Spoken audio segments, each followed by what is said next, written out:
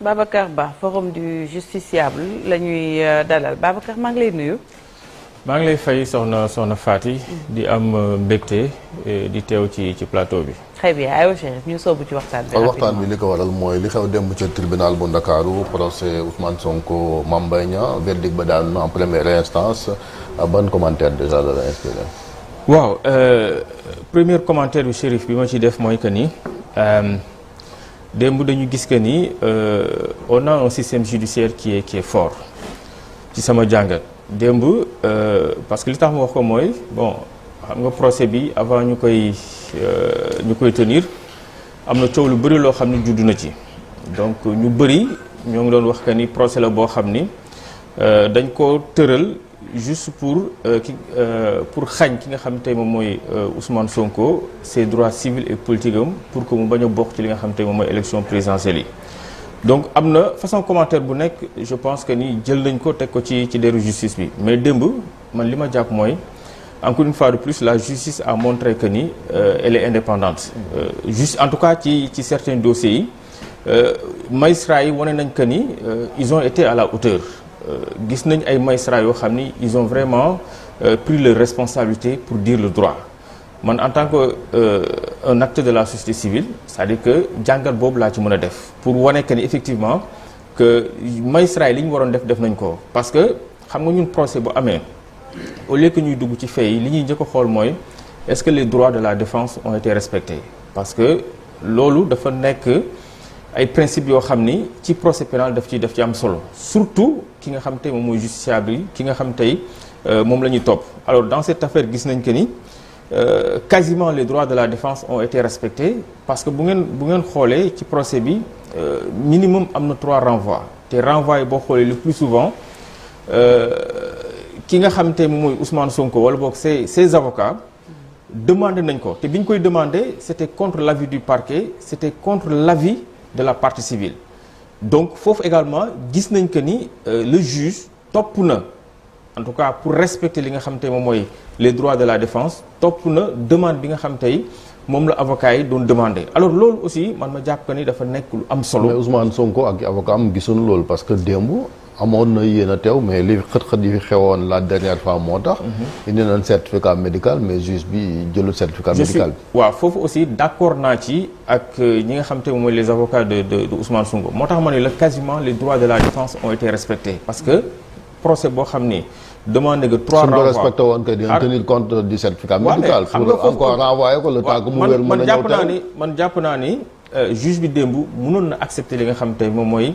le certificat médical d'autant plus aussi que le certificat médical ne lit pas le juge mais par élégance jàpp naa que ni juge bi ko avocat Sonko yi présenté li nga xam te moom mooy certificat médical bi mënoon na ko jël recevoir ko après bépp conclusion boo xam ni daf ko ci tirer mu mun ko ci tirer parce que ni ma nangulee l'expertise du juge man aussi noonu lay nangulee médecin bi expertise am loolu je pense que ni loolu mooy li jaadu maintenant ma rappeler également que certificat médical bi liewul juge bi moom mooy apprécier mais boo xoolee encore une fois de plus Chérif jàpp naa que ni à part débat bi posé woon ci certificat médical bi boo xoolee pratiquement demande yi nga xam ni les avocats de Ousmane Sonko dugaloon nañ ko pratiquement am nañ ci gain de cause donc man li ma jàpp que ni démb gis nañ benn justice boo xam ni justice bu dëgër la gis nañ justice boo xam ni justice bu forte la mais aussi man d'accord ma sax Chérif ci ñiy wax que ni on a rendu hier une décision d'apaisement parce que man du mu dugg ci considération yi man damay jàpp que ni magistrat bi muy rendre décision bi daf ko rendre selon la règle de droit dafa rendre décision bi mu jàpp que ni li ma war a rendre nii moom la ma teg si may parce que bu ñu duggee ci ay considération décision des fois nag dañuy tenir compte parce que mais xam nga luy dal justice aussi loolu da ciy bàyyi mais xam nga tey xam nga bu ñu bëggee taxaw ci décision d'apaisement c'est comme si tey juge bi dañ ko teg pression c'est comme tey juge bi dafa rendre une décision sous la pression te man encore une fois de plus je suis un légaliste man je suis pas dans ces considérations man damay jàpp que ni à chaque fois que le tribunal rend une décision damay jàpp que ni décision boobu c'est bien motivé daf ko rendre en conformité avec la loi mais nekkul décision man dama jàpp que ni décision bi nekkul décision boo xam ni daf ko rendre sous le coup de la pression parce que également aussi il faudrait que juges yi ñoom ñuy jël seen responsabilité te xam naa peut-être après loolu dinañ ci gën a xuus parce que ci procès bi ci affaire Ousmane Sonko à chaque fois dañuy gis ay juges yoo xam ni à la dernière minute dañ naan ñu dañu désister wala am juge yoo xam ni bon dañu renoncer là également je pense que ni loolu aussi war nañ ko mën a xoolaat parce que un magistrat qui a été bien formé un magistrat boo xam ni dafa prêter serment magistrat boo xam ni dafa jàll concours boo xam ni bokk na ci concours yu gën a sélectif je pense que ni dossier ak lu mu mënti mel ak lu mu tàng-tàng tu dois prendre tes responsabilités. pour dem bi on a expliqué xëy na pour des raisons waaw d'éthique moo taxoon comme non je suis d'accord bi dafa amoon jafe-jafe ak dañu commencé d'accord en fait je suis tout à fait d'accord parce que dañ ko récuser donc je pense que pour mettre à l'aise tout le monde loolu mën nañu comprendre tout à fait mën nañu comprendre à ce que moom mu retiré wu ci dossier bi mais avant boobu il y a eu des précédents donc moo tax mu bëgg ci profiter pour wax lancer un appel au magistrat ci affaire Adji Sarr bi la voilà loolu en fait parce que dañ ko commencé gis Chérif depuis que problème yi en tout cas voilà moo tax moom je veux qu'on soit beaucoup plus précis c'est affaire Adji Sarr bi la on a vu Mamadou Seck moom lañ di ko jox en tant que juge d'instruction mu daw après c'est le doyen c'est ce qui n'est pas voilà c'est ce dinañ ci ñëwaat mais bu ñëwee ba léegi rek ci li xewoon dem parce que le parquet aussi daal dinay interjeté appel mel ni kon affaire bi jeexugul. waaw mais xam nga loolu mooy li jaadu parce que Chérif loolu mooy procès pénal xam nga un procès pénal dafa am ay phases démb ci li ñu nekkoon mooy première phase bi rendre nañ une décision boo xam ni Ousmane Sonko am na possibilité def appel Mame Mbaye Niang pour les intérêts civils par rapport ak liñ ko ndàmpaay bi ñu ko jox am na possibilité mu def appel le parquet également notamment le procureur am na possibilité mu def appel parce que loolu mooy ñun dañu nekk ci système boo xam ni dañ koy woowee le principe du double degré de juridiction loolu mooy suñu système judiciaire noonu lañ ko tëgee boo d'accordul première instance am nga possibilité nga saisir la juridiction supérieure donc je pense que ni bu ñu toogee dégg que ni le parquet dafay interjeter appel parce que tout simplement li mu doon demander li mu doon sàkku pour que ñu daan ko Ousmane Sonko amu ci gain de cause moo ngi doon sàkku nañ ko tëj ñaari atu kaso dont un an ferme loolu doon demander comme amu ci gain de cause je pense que c'est son droit le plus absolu que mu interjeter appel mais encore une fois de plus ñun li ñu gën a soxal mooy que toutes les procédures toutes les procédures soient respectées lépp loo xam ne àq ak yelleef la lu Ousmane Sonko moom nañ ko jox ba mat sëkk lépp loo xam ni muy principe boo xam ni jàpp nañ que ni buñ ko mettre en avant dina gën a mën a assurer ki nga xam tey moom mooy Ousmane Sonko wala boog Mame Mbaye Niang un procès qui est juste et équitable je pense que dañu war a appuyer ci levier yooyu donc je pense que ne ñun loolu moo ñu gën a soxal ci li nga xam ne tey moom mooy mbir mi parce que encore une fois de plus les droits de la défense pour man dafa sacré ci procès pénal parce que tey soo bëggee un procès pénal mu am li nga xam ne tey moom mooy gëdd bi mu war a am aux yeux de l'opinion nationale comme internationale les droits de la défense dañ ko war a respecter et je pense que sur ce coup-là quasiment les droits de la défense de Ousmane Sonko quand même ont été respectés. Alors monsieur Ba parlant justement des droits de la défense benn ci point yi ñu évoqué woon démb en tout cas qui faisait l'une de l'actualité mooy refoulé bi nga xamante ne benn ci avocat wu Ousmane Sonko refoulé nañ ko d'origine française en tout cas Juan Branco quelques heures après ministère de l'intérieur daal di génne benn communiqué daal di jéem a justifier li nga xamante ne moom mooy boobule acte de la part des autorités sénégalaises le fait qu'il ait cité le président Macky Sall comme étant un tyran ba pare appel à l'insurrection bu ñu sukkandikoo ba léegi ci communiqué ministère de l'intérieur yow noo jàngatee boobule situation Marcel li may wax ci cas boobu mooy man j'étais pour à ce que ñu bàyyi ko mu ñëw def liggéeyam parce que aussi jàpp naa que ni bon ñun aussi bon amuñu complexe que ce soit nag ci ñaari côté yëpp quoi man jàpp naa ni sax Sénégal am nañ fi ay avocats yu xarañ am nañ ci ay magistrats yoo xam ni amuñu leen lu ñuy envier en fait un étranger donc pour man jàpp naa ni que ni waroon nañ ko bàyyi mu ñëw def liggéeyam maintenant nag man avant may lire communiqué bi nga xam tey moom le ministre de l'Intérieur génne bi ma ko gisee effectivement pour man aussi ñun dañu war a protéger suñuy institution parce que aussi un avocat je pense que ni bu dee da nga war a ñëw pour def sa liggéey mun nga ñëw def sa liggéey convenablement mais nag boo demee tey ba yëkkati ay kàddu yoo xam ni di ko jëmale ci suñu institution di ko jëmale ci la première institution de notre pays je pense que loolu aussi ñun mënuñu ko rafetlu parce que je pense que ñun également dañu war a protéger li nga xam tey moom mooy suñuy institution man je peux comprendre entre nous mën nañu xuloo mën nañu débattre mën nañu waxante yenn yi mais loolu na yem suñu biir alors bu ñu gisee nag un étranger jóge fële ñëw tenir ay kàddu yoo xam ni kàddu yu rafetul la ay kàddu yoo xam ni tegginewul di ko teg ci sunu njiitu réew ci suñuy institution réew loolu je pense que ni il faut quand même le condamner mais je pense que quand même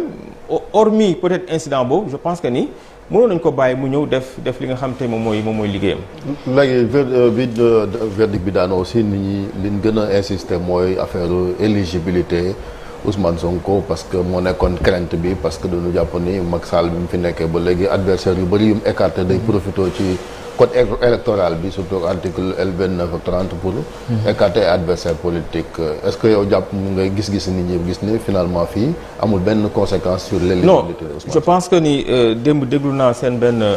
journaliste Daouda Mine je pense que ni jot na ci indi ay éclairage effectivement li ñu doon craindre et puis démb sax boo xoolee peut-être loolu moo tax ñu bëri soulagé wu parce que verdict bi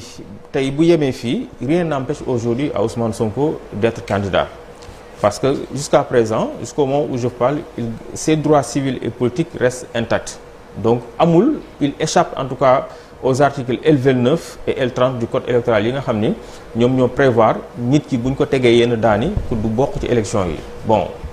man jàpp naa que ni boobu moment bi may wax bon c'est vrai que nag am na yeneen thèse yu gars yi di génne ne fi jeexi contumace ak yooyu waaw parce que bon thèse de contumace bi ñu bëgg a dugal man convaincre ma bon am na ay boroom xam-xam yoo xam ne jot naa ci échanger ak ñoom ils sont convaincus que ni dañ ko àtte par contumace mais dama bëggoon rappeler que ni contumace c'est par rapport à un crime. Voilà dama bëggoon rappeler que ni contumace dañ koy wax bu ñu nekkee ci matière criminelle. C'est ça. D'ailleurs sax boo demee ci code de procédure pénale bi boo xoolee contumace ñoo ngi ko logé ci livre 2 titre premier bi nga xam ni moom moo régir les chambres criminelles boo demee ci plus loin jugement par défaut ñoo ngi ko réglementé ci article 474 donc. da ngay gis que ni c'est deux délits différents donc bu ñuy wax contumace day fekk ñu nekk en matière criminelle te nag bon ñun ñëpp xam nañ que ni li ñu doon àtte démb nekkuñu woon en matière criminelle c'était en matière délictuelle donc man li ma jàpp ko ni mooy Ousmane Sonko mënuñu ni dañ ko juger par contumace parce que on n'était pas dans le domaine criminel donc ñoo ngi nekkoon dans le domaine délictuel donc je pense effectivement que ni Ousmane Sonko il a été jugé par défaut réputé contradictoire bon c'est vrai que nag amaguñ les dispositifs amaguñ arrêt bi dans son intégralité mais li ma gëm mooy Ousmane Sonko jàpp naa que ni il a été jugé par défaut contradictoirement donc contumace boobu je pense que ni mën nañ ko mettre de côté parce que ça ne s'applique pas. Très bien. Président maa leen ndokkeel ci weeru koor gi di ñëwaat rek ci li nga xamante ne mu aju ci li ñu bëri jàpp ne moo jur coow lu tey muy troisième mandat Macky Sall. Donc société civile compréhension bi ma ci am askan wi ngeen fi nekkal. Donc l'autre fois maa ngi koy laaj sa benn confrère mais peut-être li ma ci doon xaar ak li ma am comme réponse bokkul yéen tey lan moo war a doon seen taxawaay ngir lépp loo xamante ne moo mën a tax Sénégal am jàmm ñu jotaat ci donc en termes peut-être de médiation est-ce que loolu seen rôle la bu dee loolu la aussi fan ngeen ci. waaw xam nga déjà boo xoolee en termes de médiation et puis c'est l'occasion pour moi sax mooy jaajëfal organisation de la société civile yi nga xam ne dañu am benn kuréel bu ñu tënk ñu tuddee ko mesure ñoom docteur Cheikh Gueye ak ñoom Moundiaye Cissé ñoom Elimane Kane taxawal ko semaine passée rek def nañ benn ay activités yoo xam ni dañ ko lal ci woote jàmm dañ ko lal ci fexe ñu def de telle sorte que naka la ñuy sauvegarder li nga xam tey moom mooy la stabilité sociale de ce pays parce que loolu mooy rôle société civile je pense que à chaque fois bu ñuy dem ci ay élections et puis contexte bi ça a toujours été comme ça à chaque fois que ñuy dem ci ay élections voilà le discours politique est devenu violent le climat est devenu très tendu donc invective yi dañ koy nemmeeku lu bari donc je pense que ni suñu rôle mooy def le plaidoyer wax ak nag ñaari partis yëpp que ce soit ceux qui sont dans l'opposition mais également ceux qui sont dans la mouvance présidentielle ñu fexee def de telle sorte que ñu woote jàmm pour que en tout cas ñu mën a dem ci ay élections yoo xam ne ça va être des élections transparentes et paisibles. ci kii boobu la mën nañu ñëwaat ci affaire code électoral mooy article 29 beeg 30 parce que gis na benn contribution boo xamante ni l'ancien premier ministre Abdou Mbaye bind na ko jàpp ni sax en tout cas code électoral bu Sénégal dafa contre li naan compétition électorale parce que c'est vrai que article yooyu am nañ fi depuis code Kéba Mbaye bi mais xëy na ni ko Macky Sall di jëfandikoo ak li ci yokk sax maanaam pour nga bokk léegi il faut nga inscrire ci liste électorale te lii bu dalee sa kaw doo mën a bind ci liste électorale yi est-ce que kon jarut acteurs yi toogaat xoolaat xeetu article yi boobu nun koy changé xam nga man li ma gëm man di écarter adversaire xam nga Chérif man li ma gëm mooy en fait man je suis un légaliste li ma gëm mooy texte bu fi nekkee dañ koy appliquer alors mais bu ñu demee bu ñun comme ni nga ko waxee ñun ñëpp d'accord nañ que ni texte yi dañ ko dépassé parce que man loolu laa gëm gis nga droit da nga koy réformer de temps en temps c'est-à-dire que da ngay fexe droit bi di méngoo nga koy contextualiser muy méngoo ñun ak suñu bëgg-bëgg tey bu ñu demee ba jàpp que ni les articles L29 et 30 c'est-à-dire que dafay indi ay dafa nekk benn contrainte ci nit ñi pour que ñu mën a participer ci élection yi mais je pense que war nañ ci mën a indi ay réformes mais toujours en est-il que je rappelle aussi que ñi nga xam ne tey dañu bëgg a nekk candidat à l'élection présidentielle aussi Chérif warul nekk n'importe qui parce que li taxoon jóg article yooyu mooy que ni ñi nga xam ni peut-être dañu leen tuumal ci ay détournement de deniers publics ñi nga xam ne dañu def ay crimes ñi nga xam ne dañu def ay ñaawteef ñi nga xam ni def nañ naka sudul noonu ñooñu aussi je pense que ni du ma ni mérité wuñ mais waruñu mën a jiite réew mi loolu moo taxoon jug disposition yooyu parce que aussi waruñu bàyyi que ku bëgg a jug n'importe qui duñu xam sa passé duñu xam sa trajectoire duñu xam ndax jot nga def yenn ñaawte fi que ñu bàyyi la nga jiite réew mi loolu mooy esprit wu disposition article L29 ak L30 donc je pense que ni bu ñu jàppee que ni tamit war nañ ko war a modifier je suis d'accord mais nañu def très attention que ñu bañ ko ubbi pour mën a permettre à n'importe qui mu mën a nekk. mais Babacar tamam tontu bi nga tontu Ibou ci mandat bi leerul de ci ku nekk ci société civile. waaw non xam nga man mandat bi Chérif boo bëggee mën nañu ci développer gis nga man je peux aller au-delà parce que xam nga mooy sama problème ci mandat bi gis nga bi ñu defee référendum bi boo fàttali ko professeur Babacar Gueye moo njëkk a génn di alerter ci disposition transitoire bi le fait que constitution bi defuñu ci disposition transitoire maintenant débat bi muy indi mooy est-ce que aujourd'hui juridiquement le président de la République wala boog du ma sax le président de la République le conseil constitutionnel qu'est-ce qu'il avait dit par rapport bi nga xamante le président de la République daf ko saisir par rapport ak question boobu je veux dire par là que ñun tey li ñu war a def mooy en tant que acteur de la société civile ñu fexee def de telle sorte que le débat sur problème mu troisième mandat bi war naa bokk am déet. non c'est-à-dire li ma gëm xam nga man je suis un pur légaliste man je milite encore une fois de plus nga retenir ko pour une bonne application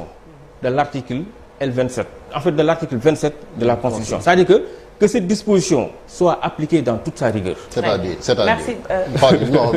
Non mais c'est-à-dire non mais il faut en tirer toutes les conséquences. waaw non article bi daf ne. président dañ ko ñaari yoon lañ koy fal. 5 ans. te kenn mënul def lu ëpp ñaari mandat. moom laa lay wax noonu. xam nga man Chérif. mais moom ñoom dañoo jàpp ni mandat bu njëkk bi 7 ans la bokk ci. Qu'est-ce que le conseil constitutionnel avait dit sur ça bi ñu ko saisiré. xam nga le conseil constitutionnel lan la wax dafa wax carrément que ni. Durée 7 ans yi c'est-à-dire le mandat de 7 ans échappe à la nouvelle constitution c'est-à-dire que la loi ne prévoit que pour l'avenir moo tax man la bu ñu duggee ci loolu mën nañu dugg ci benn interprétation boo xam ci va me donner du temps. non parce que yaa fi wax waxu principe. waaw mais moo tax man li ma gëm mooy parce que révision boobu am na lu ko indi woon. bi ngay wax waaw mais sur xam nga tey on peut parler de l'esprit mën nañu wax